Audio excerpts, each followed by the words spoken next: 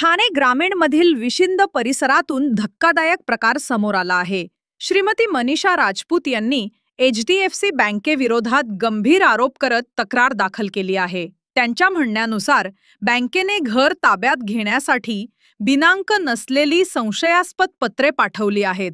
एवढेच नाही तर मागील वेळेस तिने बँकेच्या CGM अधिकाऱ्याला लाच दिल्यानंतरच ताबा प्रक्रिया थांबवलेली गेली होती। मात्र यावेळेस ती मागणी पूर्ण न केल्यामुळे तिच्यावर पुन्हा दडपण आणले जात असल्याचा आरोप तिने केला आहे। पोलिसांकडे तक्रार करण्याचा प्रयत्न केल्यावरही स्थानिक पोलीस ठाण्यात गुन्हा दाखल न करता पिलाच आरोपी असल्यासारखे वागवण्यात आले, असा गंभीर आरोप तिने वरिष्ठ पोलीस अधिकाऱ्यांवर केला आहे। श्रीमती राजपूत यांनी हा प्रकार केवळ आर्थिकच नव्हे तर मानवी हक्कांचा प्रश्न असल्याचे सांगत राज्य सरकार, बँकिंग लोकपाल आणि मानवाधिकार आयोगाकडे तातडीने चौकशीची मागणी केली आहे।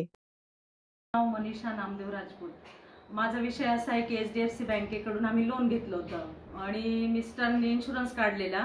मिस्टर 2020 साली एक्सपायर झाले। त्याच्यानंतर इन्शुरन्स असल्यामुळे आम्ही काही लोन वगैरे हे केलं नाही की आपला इन्शुरन्स आहे ते, कारण ते आम्हाला सांगून गेलेले होते इन्शुरन्स काढलेला आहे, माझं जर काही झालं तर तुम्हाला लोन पे करायची गरज पडणार नाही। पण जेव्हा HDFCच्या नोटीस येत गेल्या आणि आम्ही त्यांना विचारणा केली तर ते बोलतात की नाही, तुमचा इन्शुरन्सच नाही आहे।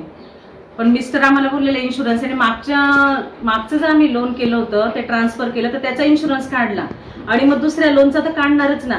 पण ते बोलतात की नाही, मग आधीच काढला नसताना आधी काढल्यानंतर दुसरं काढणारच ना माणूस। ते बोलतात की नाही, तुमच्या मिस्टरांना तेवढं नॉलेजच नाही आहे। असं मी आता पोलीस स्टेशनमध्ये गेले तर त्यांनी मॅडमांनी मला सांगितलं की त्यांना नॉलेज नसेल, त्यांनी केलेलंच नाहीये। आणि मी त्यांच्याकडे दाद मागायला गेली तर ते मला डायरेक्ट बोलले की तुम्ही आमच्याकडे येऊ नका, तुम्ही डायरेक्ट बँकेकडे जा। पण त्यांनी आमच्याकडनं 1 लाख रुपये घेतले। आम्ही त्याच्यासाठी गेलेलो की 1 लाख रुपये का घेतले, तुमचं हे थांबवतो, मग ते 1 लाख रुपये गेले कुठे, आम्ही तो प्रश्न विचारायला गेलेलो त्यांना। पण त्यांनी हे सगळं काही उत्तर नाही दिलं। तर मी आता माझा जो काहीच पर्याय नाही, कारण मी त्यांच्या भरोशावर होती का ते आमचे रक्षक आहेत, पण आता मला सुसाईड केल्याशिवाय माझ्याकडे काहीच पर्याय नाही।